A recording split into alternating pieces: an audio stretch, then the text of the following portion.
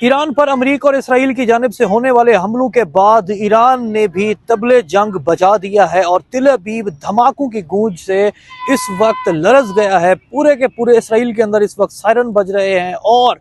Iran की जो जवाबी कार्रवाई थी उसमें ईरान ने अबू धाबी के ऊपर भी स्ट्राइक की है,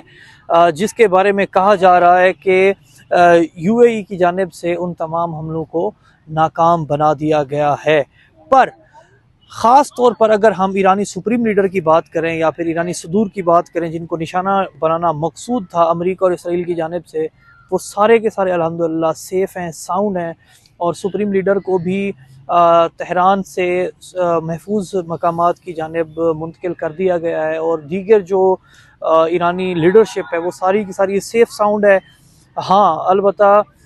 इसराइल अमेरिका की जानिब से होने वाली इस बमबारी के नतीजे में, इस हमले के नतीजे में कुछ लोग ज़ख्मी हुए हैं जिनकी अब तक की इतलात है और कुछ दुनिया से भी चल बसे हैं।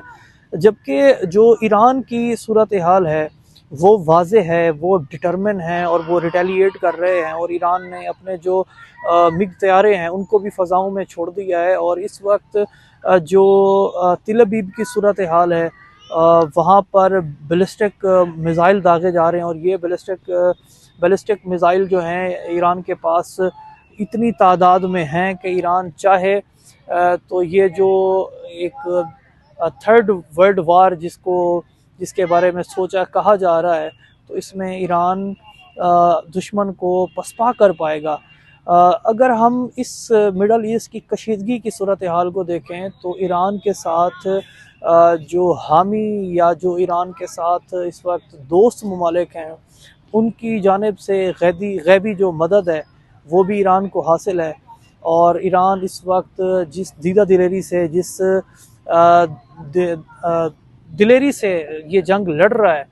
और ये यकीनन उम्मत मुसलमा को लीड करने वाला ये लम्हा है और कोई मामूली बात नहीं है कि सुपर पावर के साथ टकराना, और वो भी एक ऐसे मुल्क का एक इतनी बड़ी ताकत के साथ टकराना कि जहाँ पर टेक्नोलॉजी है, जिद्दत है। और जबकि दूसरी जानिब अगर हम देखें तो उनके मुकाबले में तो गरीब मुल्क ही है जिसको सैंक्शंस का सामना है, जिसको कई हवाले से अगर हम देखें तो इसकी ट्रेड उस तरह नहीं है, एक्सपोर्ट उस तरह नहीं है। सो हम नेक ख्वाहिशात लिए हुए हैं, ईरान के साथ हैं, पाकिस्तान ईरान के साथ है और जो अहले इस्लाम हैं जिनके दिल ला इलाहा इल्लल्लाह मुहम्मद रसूलुल्लाह से धड़कते हैं, वो सारे के सारे लोग, उन सारे लोगों की दुआएं ईरान के साथ हैं। और इस वक्त ईरान ने जिस तरह डट कर मुकाबला किया है और अब तक ईरानी कौम ने जिस रिवायत को बरकरार रखा है, सो ये लेगेसी है जिसने आगे भी इसी तरह कंटिन्यू होना है, क्योंकि सरदाद नादाद दस्त दर दस्त यजीद हक्का के बिनाए ला इलाहा अस्त हुसैन। तो ये ऐसी कौम है। पाकिस्तान जिंदाबाद।